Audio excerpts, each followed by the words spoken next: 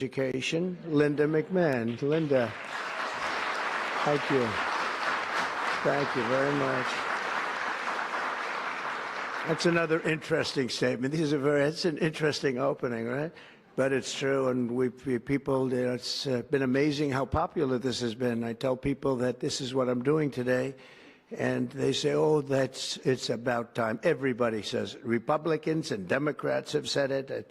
They're all saying it. Also with us are some terrific people. Governors Greg Abbott. Greg, thank you very much. Governor Ron DeSantis, thank you very much, Ron. Mike Braun, congratulations on your victory, Mike. That was a big one. Mike DeWine, thank you very much, Mike. Jeff Landry. Jeff, thank you very much, Jeff. Bill Lee, thank you. Governors, all governors. Brad Little. Brad, thank you very much. Where are you, Brad? Hi, Brad. Jim Pilan, thank you very much, Jim. And Kim Reynolds. These are all people very interested in education. And I even see Dan Patrick over there, my friend Dan Patrick. We're joined also by Representatives Tim Walberg and Virginia Fox, Rick Allen, Michael Rulli. Again, Dan Patrick, thank you very much, Dan. You've been a great friend of ours. And State Attorneys General Ken Paxton. Ken, I see you there. Andrew Bailey. Andrew, what a job you've done, Andrew. You have some good cases going. You've done a great job. Thank you very much. And co-founder of Moms for Liberty, Tiffany Justice. She's been a hard worker. Thank you. Thank you, Bruce. Thank you, Tiffany. When President Carter created the Federal Education Department in 1979, it was opposed by members of his own cabinet, as well as the American Federation of Teachers, the New York Times editorial board, and the famed Democrat Senator Daniel Patrick Moynihan. History has proven them right, absolutely right. After 45 years, the United States spends more money on education by far than any other country, and spends likewise by far more money per pupil than any country, and it's not even close. But yet we rank near the bottom of the list in terms of success. It's an amazing stat. Those are two stats you don't want. The most money spent per pupil, and you're at the bottom of the list. And that's where we are, like it or not. And we've been there for a long time. 70% of 8th graders are not proficient in either reading or in math. 70%. 40% of 4th graders lack even basic reading skills, can't read.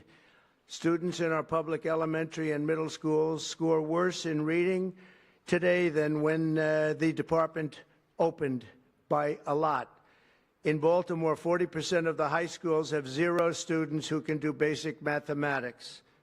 Not even the very simplest of mathematics. I said, give me your definition of basic, and they're talking about like adding a few numbers together.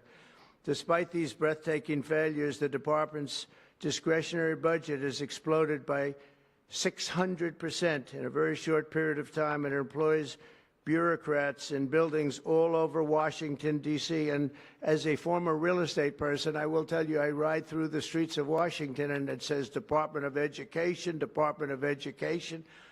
I said, how do you fill those buildings? It's crazy what's happened over the years. I'm pleased to report that after offering these federal employees 2 generous buyout options, and they were very generous, and they're good people, but they were very generous. My administration has initiated a reduction in force, and we're already cutting numbers that were really surprising to a lot, that we were able to do it so successfully. And we've cut the number of bureaucrats in half. 50% have taken office, which is great. Thank you. Under the action I'm taking today, a small handful of Democrats and others that we have employed for a long time, and there are some Republicans, but not too many, I have to be honest with you.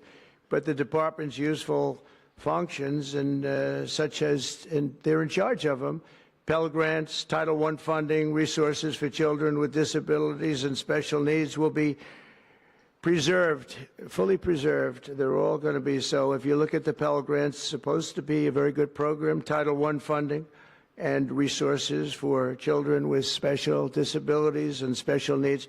They're going to be preserved in full and redistributed to various other agencies and departments that will take very good care of them. And that's very important to Linda, I know, and it's very important to all of us. But beyond these core necessities, my administration will take all lawful steps to shut down the department. We're going to shut it down and shut it down as quickly as possible. It's doing us no good. We want to return our students to the states where just some of the governors here are so happy about this. They want education to come back to them, to come back to the states, and they're going to do a phenomenal job. You know, if you look, Denmark, Norway, Sweden, I have to tell you, I give them a lot of credit. China's top 10. And so we can't now say that bigness is making it impossible to educate, because China is very big. But you have countries that do a very good job in education. And I really believe, like some of the governors here today, from states that run very, very well, including a big state like Texas, but states that run very well are going to have education that will be as good as Norway, Denmark, Sweden, and those top, Finland, those top countries that do so well with education. I think they'll do every bit as well. And what do you think about that, Governor? Do you agree? I think so. Ron, do you agree? I think so. Florida? Iowa? That's right. I really believe that. They'll be as good as any of them. And then you'll have some laggards, and we'll work with them. And we can all tell you who the laggards will be right now, probably, but let's not get into that.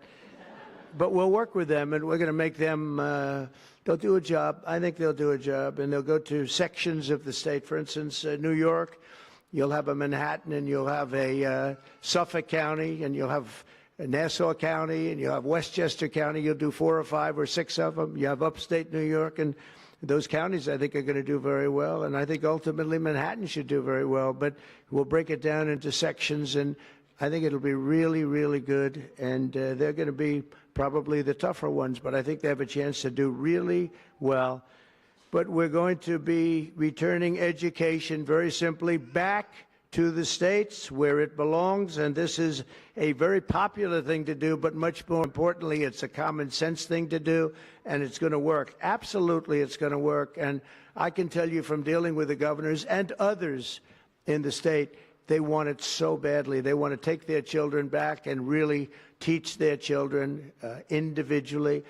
Probably the cost will be half, and the education will be maybe many, many times better. So we look forward to this. I want to just make one little personal statement. Teachers, to me, are among the most important people in this country, and we're going to take care of our teachers. And I don't care if they're in the union or not in the union. That doesn't matter. But we're going to take care of our teachers, and I believe the states will take actually better care of them than they are taken care of right now. They'll work all sorts of systems and even merit systems. Those great teachers are going to be maybe a little bit better rewarded, or maybe that's the way it should be, but the states are going to make that decision. But we're going to love and cherish our teachers along with our children, and they're going to work with the parents, and they're going to work with everybody else, and it's going to be an amazing thing to watch, and it's really going to be something special. And Linda, you're presiding over something that's so important, and you're going to do a fantastic job, just like you have your whole life. I know your whole life I've been watching you. I've been watching you for a long time. She's had nothing but success. So it's tremendous to have you, and hopefully you won't be there too long, but we're going to find something else for you, Linda, okay? So this will conclude what we are talking about with respect to our most cherished group of people, and that's our children. We want to have our children well educated. We want them to love going to school. We have examples of it. Look at those beautiful, bright-eyed faces. They are so smart. They're so smart. And with that, I'm going to come down, and we're going to sign a very important document, and we're going to be on our way. People have wanted to do this for many, many years, for many, many decades. And I don't know, no president ever got around to doing it, but I'm getting around to doing it, so thank you very much.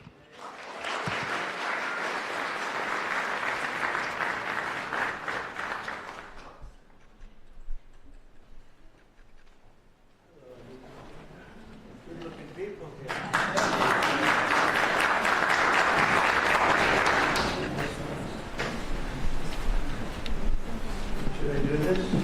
I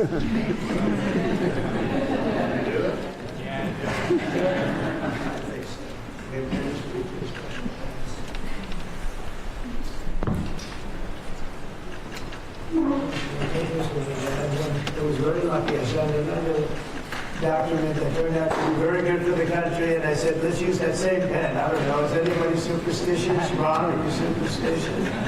Let's use that same pen.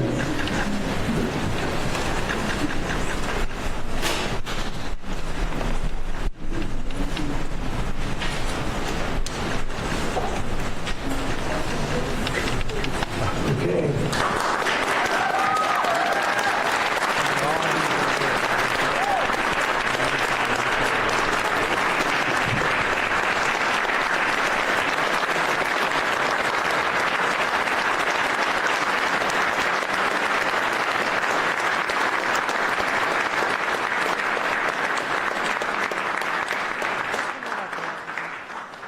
Can you come up just to say?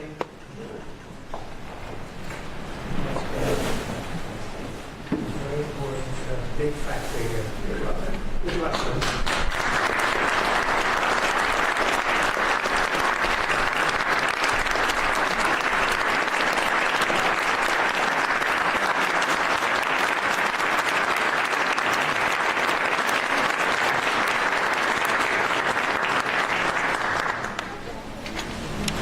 Thank you, everybody.